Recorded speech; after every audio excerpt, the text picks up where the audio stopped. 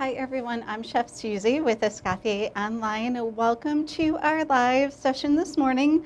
Today I'm going to be making some pumpkin mousse. I thought since fall is here, pumpkin season is here, let's go ahead and make something with pumpkin. Like a lot of things that we make, you can do so many variations with this. You can use your mousse in glasses, you can mold it, you can use it in a tart, you can even use it in a pie and a cake as well. You can use it to top a cheesecake. Just a variety of things that you can do with this simple mousse that I'm going to be showing you today. So have lots of fun with this and explore different options. You can serve this with different flavors. I chose chocolate and raspberry as a couple of my flavor combinations for my raspberry mousse today.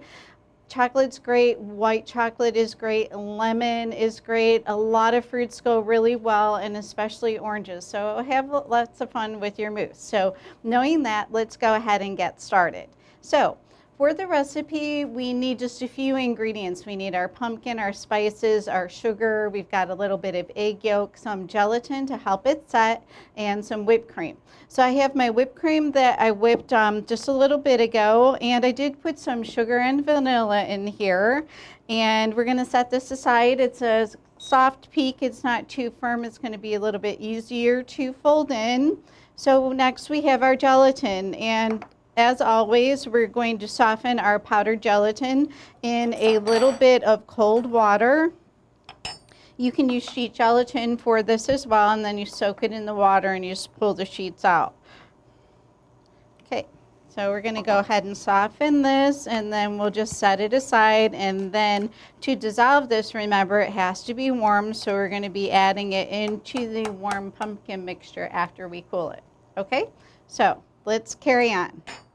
All right, so we've got our pumpkin puree. I've just got some canned pumpkin puree. You can make your own. You can roast your pumpkin in the oven. What you can do is just maybe cut it in quarters, depending on the size of your pumpkin, of course.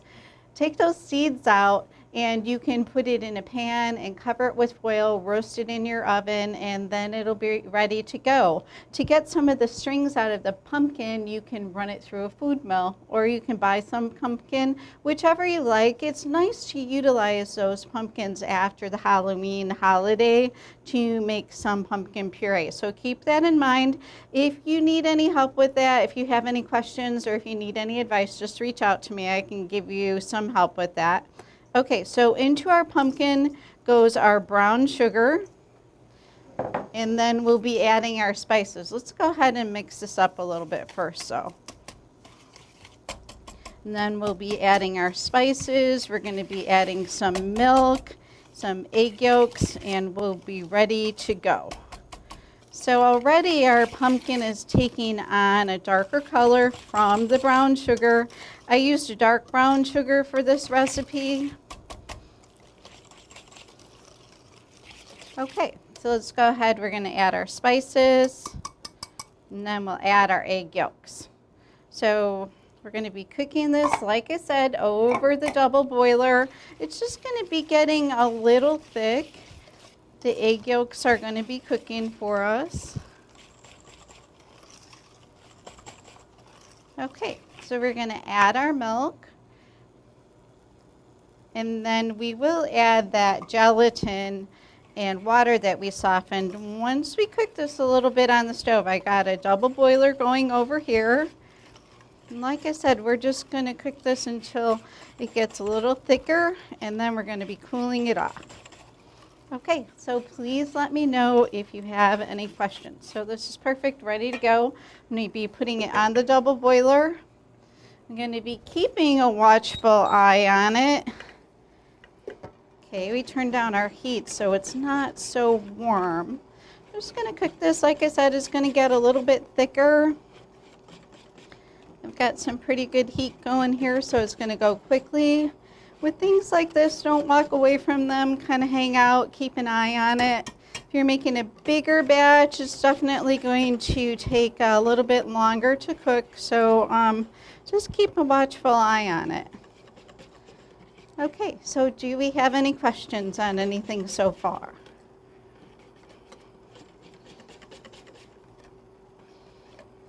Okay. Okay, so this is going to be cooking for a little bit.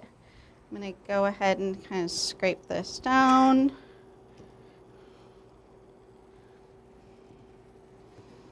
And this is a super easy recipe to make. You'll be enjoying it for the years to come. And like I said, it works great in a tart or in a pie.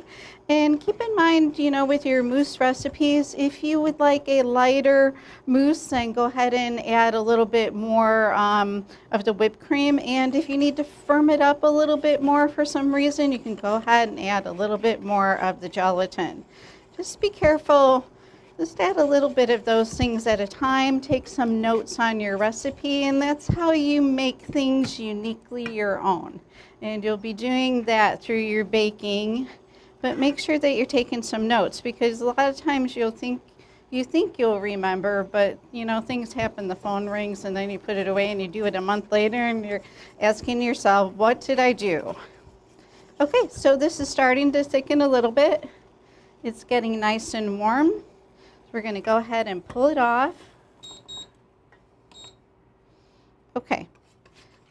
So we're going to be adding our gelatin, our softened gelatin. I thought that was all going to come out in one, but it didn't. Let's go ahead and add that. And then this is going to dissolve. You can see it dissolving. It's perfect. Okay. So what we're going to want to do next is we're going to cool this down a little bit, not too cold. Let's get this gelatin mixed in real good here. Okay, let's go ahead and put this on ice bath quickly. So we are going to be cooling this down. We don't want it to start getting too thick or too cold, because we're going to be folding in our whipped cream. And with the gelatin, you have to be careful not to chill it too much, otherwise you're going to be getting a lot of pieces, and sometimes you'll even almost get like a rubber band effect. So you're just going to be careful how much you chill this. If you feel like you've chilled it too much, you can go ahead and put it back on the double boiler. It's not going to hurt it to just warm it up a little bit. Okay, so I feel this getting a little thick. It's still pretty warm. You don't want this too warm because it'll break your cream and kind of dissolve it, but you don't want it too cold either. So you just kind of got to work with it, and especially when you have a small amount like this, keep a watchful eye on it. You can cool this right on your counter. I'm cooling it on some ice today because we've got to get going here with our live session. Okay. It's looking very good. I'm just going to be cooling this just a little bit more. I feel some thickness starting in the bottom, and that's the gelatin starting to firm up. So when you notice that happening, you know that you're almost ready to go. And please let me know if you have any questions. We haven't had any questions so far. Okay, so this is pretty cool. Another thing that you can kind of feel for is, got a little ice here. You can feel the bottom of your bowl. If it's still like feeling hot, you know that what's on the inside is quite warm as well. So just be mindful of that. So this is the perfect consistency. And it's a good temperature to fold in the cream. So try it again really quick. Nice. I'm not feeling anything hot, anything warm. It's just barely cool. So what we're going to do next is we're going to fold in our whipped cream gently. Going to kind of start it out with half of that. And then I'm going to be adding the rest. And like I said, if you like a lighter mousse, then go ahead and add some extra whipped cream. You can even kind of play around a little bit. You can even add a little bit of egg white whipped for some even lighter, airier mousse. It doesn't have quite so much fat in it. So definitely, you know, explore different variations on your mousse recipes. You'll have a lot of fun with them. And that's what I mean by making things uniquely your own. So, our mousse is looking very good. Has a nice pumpkin color. So let's go ahead and continue to fold this in. And then we'll be doing a couple of variations with this. We'll take a look at what we can do with our mousse. So you kind of want to keep folding until all of that streaking is gone. A nice small batch. This is enough for perhaps 1 9-inch pie. Okay, it's just about ready. I kind of want to get rid of all of that streaking that I have. So you're just carefully folding it. And since the pumpkin is not really smooth, you might see some of these little kind of bumps, and that's just from the pumpkin. If it were anything to be worried about like gelatin, you would be able to see it for sure. But this is just a typical consistency of a pumpkin mousse. So it's perfect. So next what we're going to do is we're going to put this in our pastry bag, and we're going to go ahead and pipe a little bit of this in some ring molds and a glass. Okay, and we have a question. The question is the cream sweetened? Yes, I put some granulated sugar. I also added a little bit of vanilla. To me, vanilla is kind of like garlic in cooking. I put it in almost everything, just a little bit, a nice subtle flavor. It adds like a little background flavor. So I recommend that. And I use the brown vanilla because, you know, the mousse is a little darker in color.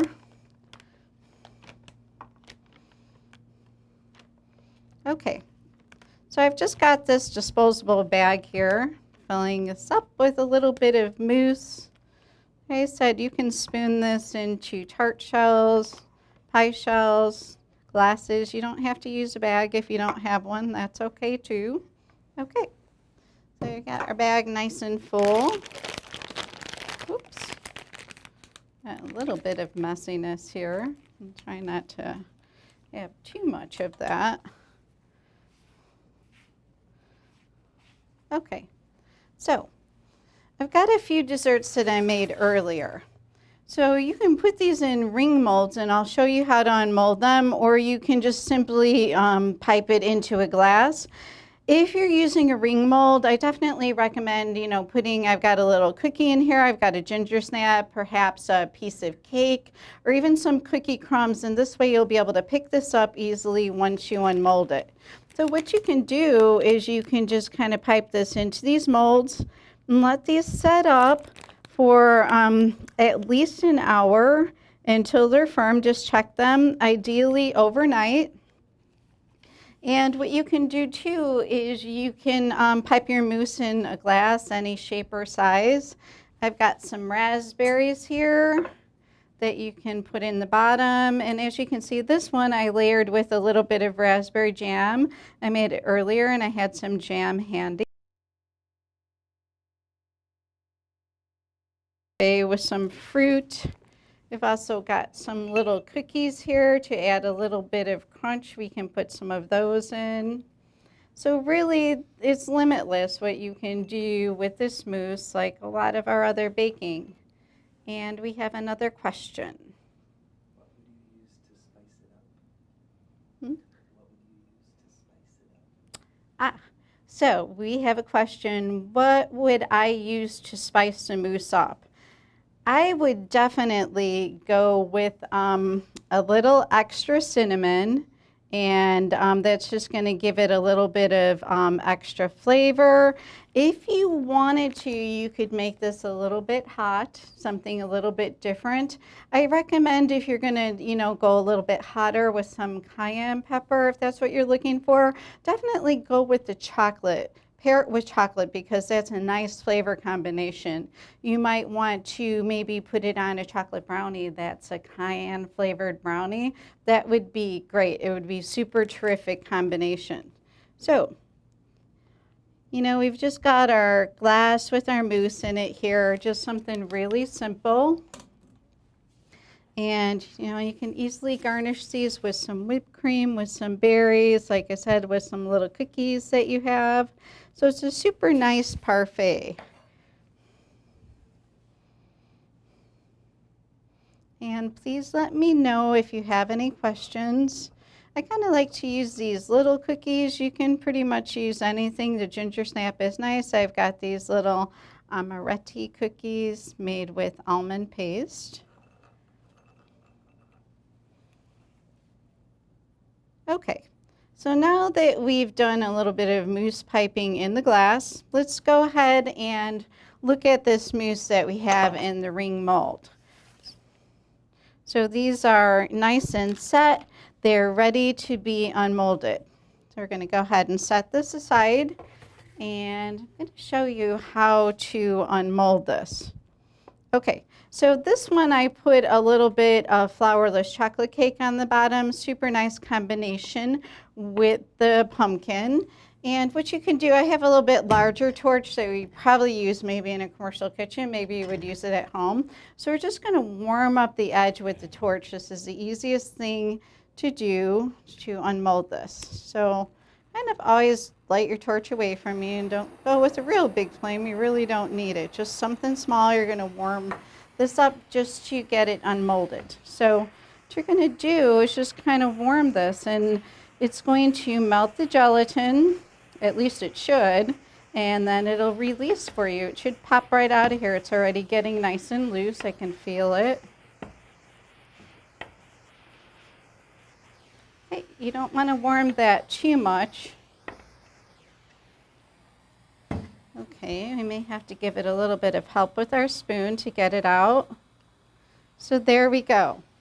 We have a super beautiful dessert to work with. It's nice and simple, easy to make, and just the mold makes a big difference. So we're going to go ahead and pick this up, and we're going to put it on our plate, and then we'll go ahead and we'll put some finishing touches on it. So this is a nice, really nice restaurant-style dessert if you're interested in that, or it's great for home as well. So we're just going to be, decorating this with some raspberries once again. I like the raspberry chocolate combination with my pumpkin mousse, but you can use pretty much any fruit combination. Remember, white chocolate is nice as well.